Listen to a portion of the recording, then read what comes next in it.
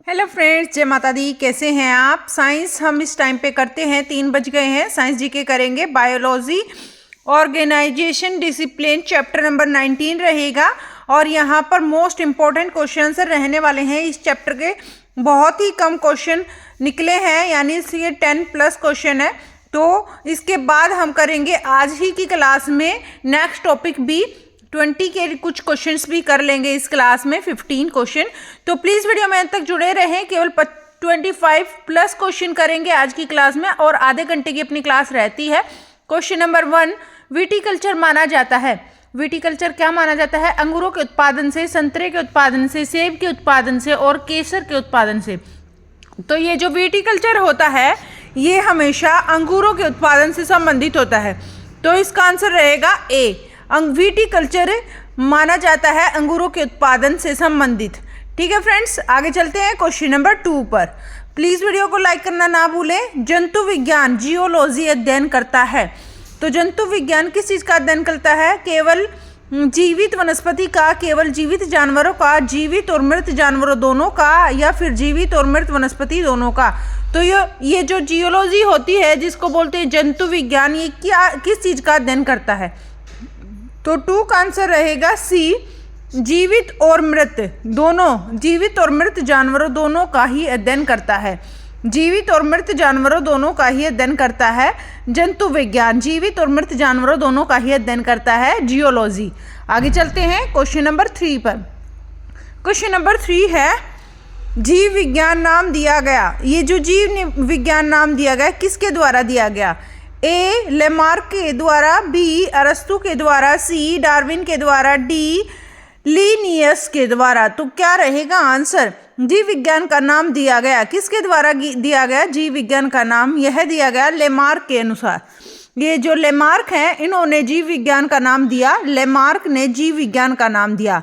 Lamarck ने जीव विज्ञान का नाम दिया। क्वेश्चन नंबर 4, कीटों के या इंसेक्ट के वैज्ञानिक अध्ययन को क्या कहते हैं? इंसेक्ट का जो वैज्ञानिक अध्ययन होता है, साइंटिफिकली जो इसकी स्टडी करते हैं, उसको क्या कहते हैं? ए एंटोमोलॉजी, बी इच्थियोलॉजी, सी पैरासिटोलॉजी या फिर डी मैकेकोलॉजी। तो क्या रहेगा आंसर? इंसेक्ट के वैज्ञानिक अध्ययन को क्या कहते हैं? तो कीटों के वैज्ञानिक अध्ययन को क्या कहते हैं? क्वेश्चन नंबर 4 का आंसर रहेगा, क्या रहेगा इसका आंसर? जल्दी से आप सोचिए, क्या इसका आंसर रहेगा क्वेश्चन नंबर 4 का? तो 4 का आंसर आप करिएगा, क्या आंसर रहेगा? इंसेक्ट के वैज्ञानिक अध्ययन को क्या कहते हैं? कीटों के वैज्ञानिक अध्ययन को क्या कहते हैं? ये क्वेश्चन आपके लिए मैं रखती हूँ, तो इसका आंसर आप दीजिएगा कमेंट बॉक्स में। क्या इसका आंसर रहेगा? कीटों के वैज्ञानिक अध्ययन को क्या कहते हैं? ठीक है फ्रेंड्स, क्वेश्चन नंबर 5 पर चलते हैं। क्लास के बाद आप दे दीजिएगा इसका आंसर, कोई दिक्कत नहीं है। तो इसका आंसर आप करिएगा, कीटों के वैज्ञानिक अध्ययन को क्या कहते हैं? क्वेश्चन नंबर 5, क्वेश्चन नंबर 5 है, जैविक जगत में होने वाले कार्य, गुण और पद्धति के अध्ययन के इस ज्ञान को मशीनी जगत में उपयोग करने को क्या कहते हैं?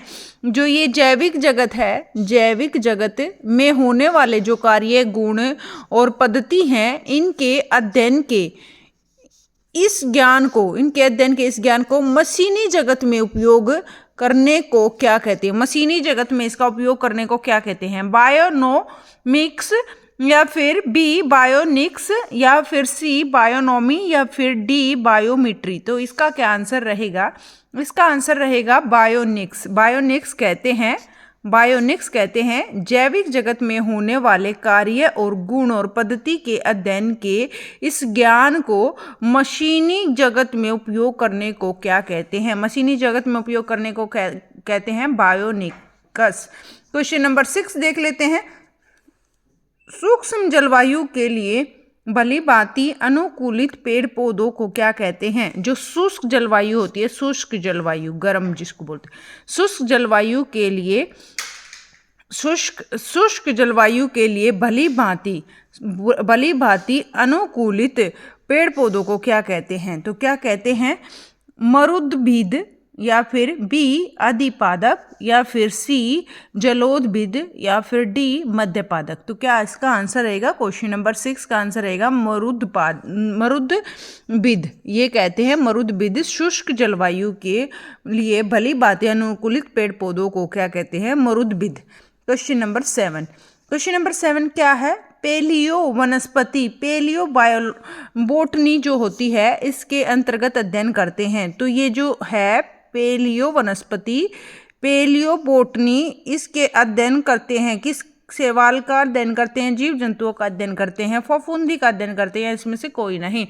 तो इसका आंसर क्या रहेगा? इसका आंसर इनमें से कोई नहीं रहेगा। ना तो इसमें सवाल का अध्ययन किया जाता है, ना जीव जंतुओं का, ना ही इसमें फफूंदी का। इनमें से कोई नहीं आंसर रहेगा। इसमें अध्ययन किस चीज़ का किया जाता है ये मैं आपको बता देती हूँ। इसमें जो अध्ययन किया जाता है वो किया जाता है पादप जो पौधे होते हैं, पादप जीवाश्म वनस्पति, पादप जीवाश्म वनस्पति विज्ञान का, पादप जीवाश्म वनस्पति विज्ञान का अध्ययन इसमें करते हैं पेलियो वनस्पति के अध्ययन में। Question number 8। जंतु विज्ञान की उस शाखा को क्या कहते हैं? जंतु जो विज्ञान है उसकी उस शाखा को क्या कहते हैं जिसमें प्राणी मात्र के व्यवहार का अध्ययन किया जाता है? किसका? प्राणी मात्र के व्यवहार का अध्ययन जिसमें किया जाता है। ए सामाजिक अध्ययन, बी जीव पारिस्थितिकी, सी पारिस्थितिकी, डी मान शोध। तो क्या रहेगा इसका आंसर? क्वेश्चन नंबर 8 का आंसर रहेगा जीव पारिस्थितिकी। तो यहाँ पर रहेगा आंसर बी जीव पारिस्थितिकी। जीव विज्ञान की उस शाखा को क्या कहते हैं जिसमें प्राणी मात्र के व्यवहार का अध्ययन, प्राणी मात्र के व्यवहार का अध्ययन करते हैं, उसमें जीव हैं, जीवों की पारिस्थितिकी का अध्ययन कहते हैं। Question number 9। क्वेश्चन नंबर 9 क्या है? हर्पेटोलॉजी में अध्ययन किया जाता है। जो ये है हर्पेटोलॉजी, इसमें किस चीज़ का अध्ययन किया जाता है? हर्पेटोलॉजी में उभयचरों का या फिर बी सर्पों और उभयचरों का या फिर सी सरीसृपों का या फिर डी पक्षियों का। तो क्या रहेगा इसका आंसर? क्वेश्चन नंबर 9 का आंसर रहेगा बी। क्या रहेगा? बी आंसर रहेगा। सरीसृपों और उभयचरों दोनों का ही अध्ययन किया जाता है हर्पेटोलॉजी में। हर्पेटोलॉजी में किसका अध्ययन किया जाता है? हर्पेटोलॉजी में सरीसृपों और उभयचरों जो जल में भी रह सकते हैं और धरती पर भी रह सकते हैं, सरीसृपों और उभयचरों का अध्ययन हर्पेटोलॉजी में किया जाता है। ये हो गए अपने 9 क्वेश्चन। फ्रेंड्स, वीडियो अच्छी लगे तो लाइक करना ना भूलें और ज़्यादा से ज़्यादा शेयर करें। चैनल पर नए हैं तो चैनल को ज्वाइन कर लीजिए। क्वेश्चन नंबर 10 पर चलते हैं। विज्ञान की वह शाखा जिसमें आनुवांशिक जेनेटिक, जिसको बोलते हैं जेनेटिक, साथ में बोलेंगे तो जेनेटिक बोलेंगे, इसमें आनुवांशिकता और जेनेटिक अभियांत्रिकी के द्वारा मानव प्रजाति में सुधार लाया जाता है, जानी जाती है। तो क्या जानी जाती है? तो यहाँ पर रहेगा आंसर ए यूजेनिक्स के नाम से, बी यूथेनिक्स के नाम से, सी एथनोलॉजी के नाम से, डी यूफेनिक्स के नाम से। तो क्या रहेगा इसका आंसर?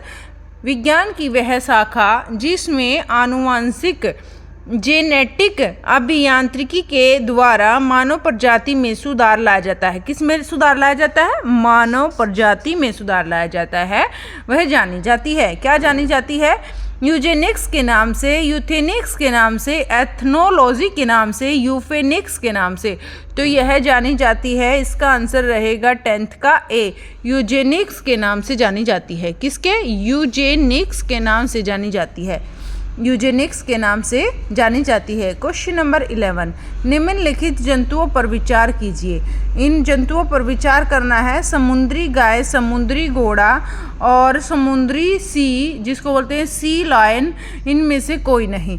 तो यहाँ पर क्या रहेगा? निम्नलिखित जंतुओं पर विचार करना है। यहाँ पर ये जो है 1 और 3 दोनों, केवल 1, केवल 2 और 4।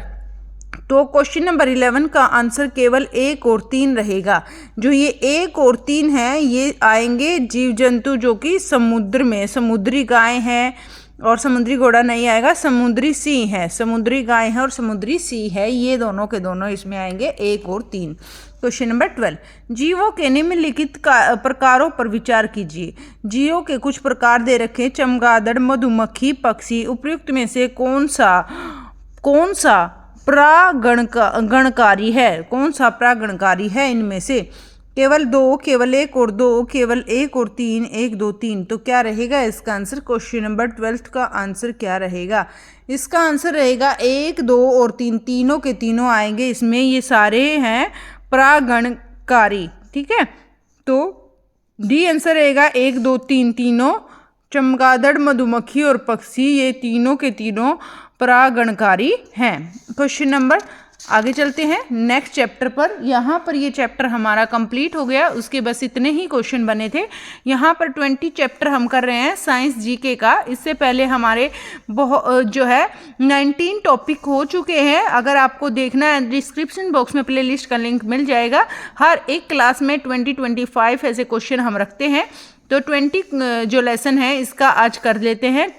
इसके 15 क्वेश्चन करेंगे समथिंग। यहाँ पर classification of living organism, plants and animals. Plant जो हैं, पौधे हैं, और एनिमल हैं, उनके बारे में यहाँ पर अध्ययन करने वाले हैं हम।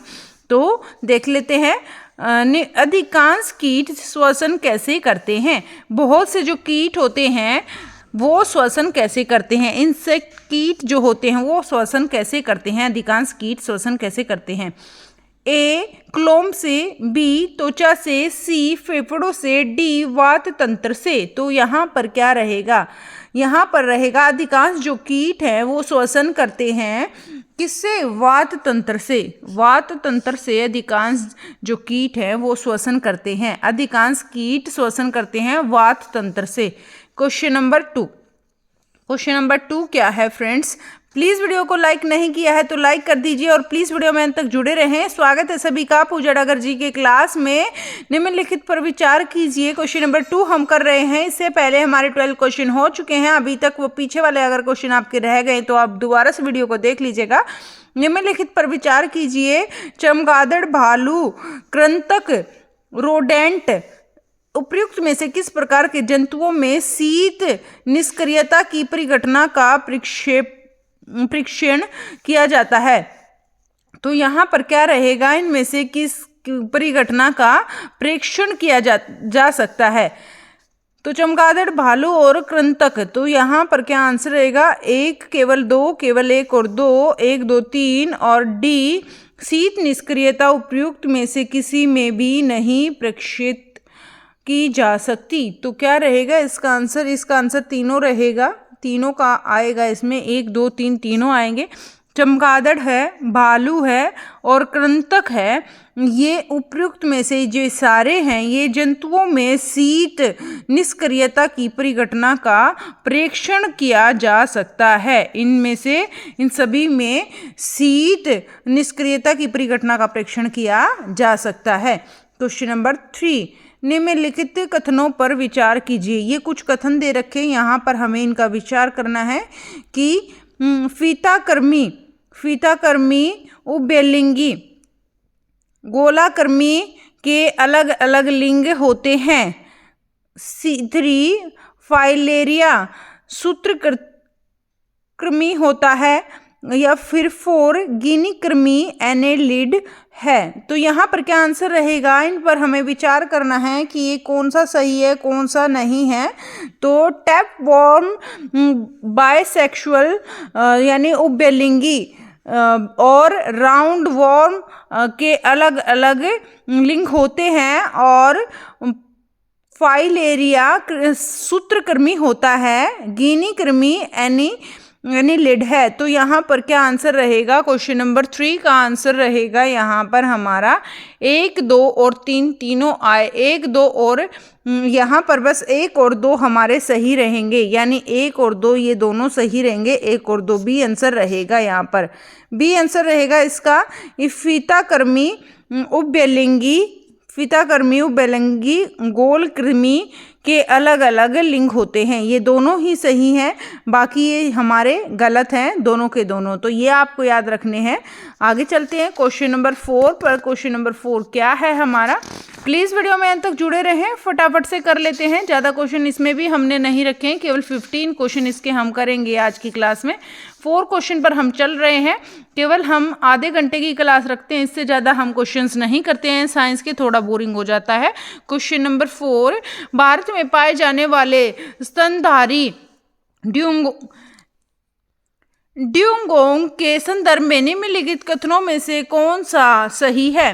तो कौन सा सही है? यहाँ पर भारत में पाए जाने वाले स्तनधारी, भारत में जो स्तनधारी पाए जाते हैं ड्यूगोंग के संदर्भ में निम्नलिखित कथनों में से कौन सा सही है? यह एक शाकाहारी समुद्री जानवर है, यह एक शाकाहारी समुद्री जानवर है, या फिर 2 यह भारत के पूरे समुद्र तट के साथ साथ पाया जाता है, या फिर 3 इसे वन्य जीव संरक्षण अधिनियम 1972 की अनुसूची ए के अधीन विधिक संरक्षण दिया गया है। तो कूटों का प्रयोग करके सही उत्तर दीजिए। तो यहाँ पर हमारा आंसर क्या रहेगा? क्वेश्चन नंबर 4 का 1 और 3 सही रहेगा।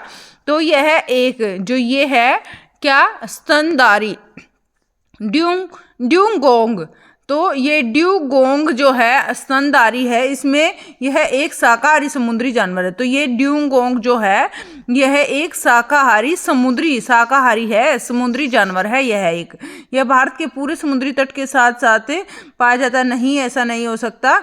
इसे वन्य जीव संरक्षण अधिनियम 1972 की अनुसूची 1 में 1972 की अनुसूची 1 में के अधीन विधिक संरक्षण दिया गया है। कौन सा संरक्षण दिया गया है? संरक्षण दिया गया है, विधिक संरक्षण इसको दिया गया है। तो ये होएगा हमारा 1 और 3 आंसर रहेगा, 1 और 3 सी आंसर रहेगा हमारा, इसका 1 और 3 सी आंसर रहेगा। क्वेश्चन नंबर 5 पे चलते हैं। क्या है क्वेश्चन नंबर 5? निम्नलिखित में से एक भारत का राष्ट्रीय जलीय प्राणी है। इनमें से एक भारत का राष्ट्रीय जलीय प्राणी कौन है? राष्ट्रीय जलीय, देखो यहाँ पर मोस्ट इंपोर्टेंट क्वेश्चन है, यहाँ पर ये हम मोस्ट इंपोर्टेंट क्वेश्चन कर रहे हैं कि जो राष्ट्रीय जलीय प्राणी कौन सा है? ए ओलिव रिडले टर्टल, या फिर बी खारे पानी का मगर, या फिर सी गंगा की डॉल्फिन, या फिर डी घड़ियाल। क्या है इसका आंसर? इसका आंसर क्या रहेगा? इसका आंसर रहेगा हमारा सी आंसर रहेगा। जो ये राष्ट्रीय जलीय प्राणी है हमारा, यह गंगा की डॉल्फिन आंसर रहेगा इसका। डॉल्फिन जो है ये सबसे ज़्यादा प्रिय मानी गई है, तो राष्ट्रीय जलीय प्राणी इसको घोषित किया गया है, गंगा की डॉल्फिन। क्वेश्चन नंबर 6, निम्नलिखित में से कौन सा जीव अन्य 3 जीवों के वर्गों का नहीं है? इनमें से कौन सा ऐसा जीव है जो अन्य जो 3 है उनमें से मेल नहीं खाता है? तो क्या इसका आंसर रहेगा? ए ब्रूथी, बी केकड़ा, सी बिच्छू, डी मकड़ी। तो क्या रहेगा इसका आंसर फ्रेंड्स? क्वेश्चन नंबर 6 का आंसर क्या रहेगा? देखो, बिच्छू, मकड़ी, ब्रूथी और केकड़ा, तो क्या मेल नहीं खाता? ब्रूथी, बिच्छू, मकड़ी और केकड़ा। केकड़ा तो हमारा कहाँ पर पाया जाता है? समुद्र में पाया जाता है, पानी में पाया जाता है। तो बिच्छू, मकड़ी और ब्रूथी ये एक साथ आएंगे और केकड़ा इसमें नहीं आएगा। आगे चलते हैं क्वेश्चन नंबर 7 पर। प्लीज़ वीडियो को अभी तक लाइक नहीं किया है तो लाइक कर दीजिए और शेयर करना ना भूलें। बस यही क्वेश्चन अपने बचे हैं, 15 क्वेश्चन ही करेंगे आज की क्लास में इस लेसन के। क्वेश्चन नंबर 7, जीवों के उत्पत्ति का आधुनिक विचारधारा प्रस्तुत किया। तो जीवों के उत्पत्ति का आधुनिक विचारधारा प्रस्तुत किया किसके द्वारा? डार्विन के द्वारा, मिलर के द्वारा, खोराना के द्वारा, या फिर डी ओपेरिन के द्वारा। तो यहाँ पर क्या आएगा? जीवों के उत्पत्ति का आधुनिक विचारधारा प्रस्तुत किया। यहाँ पर जीवों की उत्पत्ति का आधुनिक विचारधारा प्रस्तुत किया है ओपेरिन। डी आंसर रहेगा इसका। क्वेश्चन नंबर 7 का आंसर रहेगा डी, ओपेरिन आंसर रहेगा इसका हमारा। जीवों के उत्पत्ति का आधुनिक विचारधारा प्रस्तुत किया है ओपेरिन। आगे चलते हैं क्वेश्चन नंबर 8 पर। निम्नलिखित में से कौन सा एक जीव अन्य जीवों के वर्गों का नहीं है? तो इनमें से कौन सा एक जीव जो है अन्य जीवों के वर्गों का नहीं है? तो यहाँ पर ये ही क्वेश्चन हमारा दोबारा से रिपीट हो गया है, केकड़ा ही आएगा इसका आंसर। क्वेश्चन नंबर 9, वृद्धावस्था एवं काल प्रभावन के विषय में ज्ञान प्रस्तुत करने की विधि को क्या कहते हैं? ज्ञान प्रस्तुत करने की विधि को क्या कहते हैं? कौन सी? वृद्धावस्था। जो वृद्धावस्था होती है एवं काल प्रभावन के विषय में ज्ञान प्राप्त करने की विधि को क्या कहते हैं? तो इसके बारे में अध्ययन करके और ज्ञान प्राप्त करने को क्या कहते हैं? वृद्धावस्था एवं काल प्रभावन के बारे में जब हम अध्ययन करते हैं तो उसको क्या कहते हैं? ए जेरेंटोलॉजी, बी ओंकोलॉजी, सी टेरेटोलॉजी, डी ऑर्निथोलॉजी। तो क्या रहेगा यहाँ पर आंसर? तो इसका आंसर रहेगा क्वेश्चन नंबर 9 का जेरेंटोलॉजी। जेरेंटोलॉजी जो है ये वृद्धावस्था और काल प्रभावन के विषय के बारे में ज्ञान प्राप्त हम इससे कर सकते हैं। जेरेंटोलॉजी से वृद्धावस्था और काल प्रभावन के विषय के बारे में ज्ञान प्राप्त करने की विधि को कहते हैं जेरेंटोलॉजी। ठीक है फ्रेंड्स, ये भी इंपॉर्टेंट क्वेश्चन है। क्वेश्चन नंबर 10, कीट संवर्धन क्या है? तो जो कीट संवर्धन है वह क्या है? जंतुओं के अध्ययन करने का विज्ञान है, कीटों की वृद्धि करने का विज्ञान है, मछलियों के अध्ययन करने की विधि का विज्ञान है, या फिर कीटों को मारने का विज्ञान है। तो जो ये कीट संवर्धन है यह क्या है? कीट संवर्धन क्या है? कीट संवर्धन क्या है? तो यहाँ पर बताना है हमें कीट संवर्धन क्या है। तो कीट संवर्धन है जंतुओं के अध्ययन करने का विज्ञान नहीं है, कीटों की वृद्धि करने का विज्ञान है। यस, यहाँ पर हमारा आंसर रहेगा कीटों को मारने का विज्ञान नहीं है, मछलियों के अध्ययन का विज्ञान भी नहीं है। यहाँ पर आएगा हमारा बी आंसर, कीटों की वृद्धि करने का विज्ञान है हमारा। कीट संवर्धन कीटों की वृद्धि करने का विज्ञान है। क्वेश्चन नंबर 11 देख लेते हैं। तालाबों और कुओं में निम्नलिखित में से किस एक को छोड़ने से मगरमच्छ या मच्छरों को नियंत्रित करने में मदद मिलती है? जो तालाब होते हैं और जो कुएं होती हैं इनमें से क्या छोड़ने पर एक को छोड़ने से मच्छरों को नियंत्रित किया जा सकता है? तो मच्छरों को नियंत्रित किया जा सकता है। ए डॉग फिश, बी केकड़ा, सी गैम्बूसिया फिश, या फिर डी घोंगा। तो क्या रहेगा इसका आंसर? इसका आंसर रहेगा फ्रेंड्स क्वेश्चन नंबर 11 का आंसर क्या रहेगा? इसका आंसर रहेगा जब तालाबों और कुएं होते हैं, जो तालाब और कुएं होते हैं इनमें से कौन से जो है जानवर को छोड़ा जाता है, कि किस एक को छोड़ने से मच्छरों को नियंत्रित करने में मदद मिलती है? तो मच्छरों को नियंत्रित कर सकते हैं हम। यहाँ पर आंसर रहेगा गैम्बूसिया फिश को छोड़ने से। गैम्बूसिया जो फिश है इसको छोड़ने से हमें क्या होता है? मच्छरों को नियंत्रित हम कर सकते हैं। गैम्बूसिया फिश आंसर रहेगा। क्वेश्चन नंबर 11 हमारा हो गया। यहाँ पर आगे चलते हैं क्वेश्चन नंबर 12 पर। केवल यही हमारे 4 क्वेश्चन बचे हैं, तो प्लीज़ वीडियो में अंत तक जुड़े रहें। ये भी कर लेते हैं फटाफट से। क्वेश्चन नंबर 12 क्या है फ्रेंड्स? मैं आपको बता दूं, क्वेश्चन नंबर 12 करने से पहले हम इस क्लास में जो 3 बजे वाली क्लास रहती है, इस क्लास में हम साइंस जीके करते हैं और सारी साइंस जीके हम केवल और केवल क्वेश्चंस की प्रैक्टिस करते हैं। हर एक एग्जाम के पॉइंट ऑफ व्यू से साइंस के सारे क्वेश्चन इंपॉर्टेंट है और जो कि हम टॉपिक वाइज कवर कर रहे हैं, और एक दिन में हम केवल 20-25 क्वेश्चन से ज़्यादा नहीं करते हैं। हमारे जो क्वेश्चंस रहते हैं बिल्कुल लिमिटेड रहते हैं और हमारी अच्छे से प्रैक्टिस हो जाती है क्वेश्चंस की हेल्प से। तो इसीलिए आप डेली 3 से 3:30 वाली साइंस के लिए क्लास ले लीजिएगा, और शाम को 8 से 8:40 पर एक क्लास हमारी होती है, उसमें केवल और केवल हम जीके के क्वेश्चन करते हैं। तो वो क्लास भी बहुत ही ज़्यादा इंपॉर्टेंट है, क्योंकि आप किसी भी एग्ज़ाम का पेपर दे रहे हैं, किसी भी एग्ज़ाम को दे रहे हैं, तो उसी एग्ज़ाम में हमारी जीके पूछी जाती है। हर एक एग्ज़ाम में जीके पूछी जाती है, और यहाँ पर तो हम हर एक सब्जेक्ट की जीके कवर करते हैं अपने चैनल पर। हर एक सब्जेक्ट की, जो भी 8 में सब्जेक्ट्स होते हैं, हर एक सब्जेक्ट की जीके यहाँ पर हम करते हैं। क्वेश्चन नंबर 12 देख लेते हैं। मच्छरों के नियंत्रण हेतु प्रयोग करने या होने वाली कीट बक्सी मछली है। जो मच्छर है, मच्छरों का जो नियंत्रण हम करते हैं वो हम, ये देखो यहाँ पर क्वेश्चन थोड़ा सा मोल्ड हो गया है। कीट बक्सी मछली कौन सी है? मच्छरों के नियंत्रण हेतु कीट बक्सी मछली कौन सी है? तो अभी अभी हमने एक क्वेश्चन किया था, वैसा ही ये क्वेश्चन है। लेबियो, बी हिल्सा, सी गैम्बूसिया, डी मिस्टर्स। तो यहाँ पर क्या आंसर रहेगा हमारा? यहाँ पर हमारा आंसर रहेगा फ्रेंड्स सी गैम्बूसिया। ऐसी जो मछली है यह कीट बक्सी मछली है। कैसी है यह? कीट बक्सी इसको बोलते हैं, कीट बक्सी। कीटभक्षी मछली है और यह इसकी वजह से जो मच्छरों का नियंत्रण हो जाता है, यह खा जाती है कीटों को, मच्छरों को, तो इसीलिए इसको बोलते हैं हम मच्छरों के नियंत्रण हेतु प्रयोग की जाने वाली कीटभक्षी मछली। आगे चलते हैं, क्वेश्चन नंबर 13 देख लेते हैं। क्वेश्चन नंबर 13 क्या है? भारतीय वन्य जीव के संदर्भ में, किसके संदर्भ में? भारतीय वन्य जीव के संदर्भ में उड़ियन वल्गुल जिसको बोलते हैं फ्लाइंग फॉक्स, निम्नलिखित में से क्या है? तो फ्लाइंग फॉक्स इनमें से क्या है? चील है, चमगादड़ है, ब्लाक है, गिद्ध है। तो इनमें से फ्लाइंग फॉक्स क्या है? क्वेश्चन नंबर 13 का आंसर बताना है।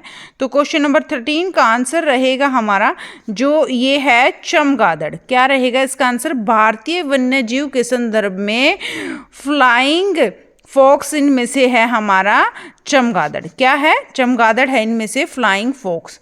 तो आगे चलते हैं क्वेश्चन नंबर 14 पर। ये हो गए अपने 13 क्वेश्चन फ्रेंड्स। प्लीज़ वीडियो को लाइक कर दीजिए, अगर वीडियो को लाइक नहीं किया था तो वीडियो को लाइक करना ना भूलें और ज़्यादा से ज़्यादा शेयर करें आप वीडियो को, और प्लीज़ वीडियो में अंत तक जुड़ा रहे करें क्योंकि यहाँ पर अपने बस 2 ही क्वेश्चन बचे हैं। कंप्लीट कर लेते हैं इनको फटाफट से, केवल आधे घंटे की ही क्लास हम रखते हैं, ज़्यादा क्वेश्चन नहीं करते हैं। क्वेश्चन नंबर 14 क्या है? पांडा बीयूसी कुल का है जिसका कि जो ये पांडा होता है यह कौन से कुल से संबंधित है? बिल्ली से है, भालू से है, कुत्ता से है, खरगोश से है? नहीं, जो ये पांडा होता है ये बिल्ली, कुत्ता, खरगोश इन चीज़ों से नहीं संबंधित है, यह है भालू से संबंधित है। तो ये पांडा भी है, पांडा भी उसी कुल का है जिसका कि भालू है। तो ये आंसर रहेगा इसका बी। क्वेश्चन नंबर 15 देख लेते हैं। 15 क्वेश्चन क्या है? निम्नलिखित में से कौन सा कथन सही नहीं है? क्या नहीं है? सही नहीं है। नहीं का बिल्कुल आपको अच्छे से ध्यान रखना है, सही नहीं है। कौन सा कथन सही नहीं है? तो 15 का ए रहेगा हमारा, क्या रहेगा? गोलकर्मी में कोई परिसंचरण तंत्र नहीं होता। जो ये गोलकर्मी होता है इसमें कोई परिसंचरण तंत्र नहीं होता है। बी, सभी एकाइनोड सजीव परजक होते हैं। या फिर सी, अस्थिल मछलियों में वाताश्य आमतौर से विद्यमान होता है। या फिर डी, उपस्थित सम मछलियों में निषेचन आंतरिक होता है। तो यहाँ पर क्या आंसर रहेगा? कौन सा इनमें कथन सही नहीं है? हमने सही नहीं है बताना है।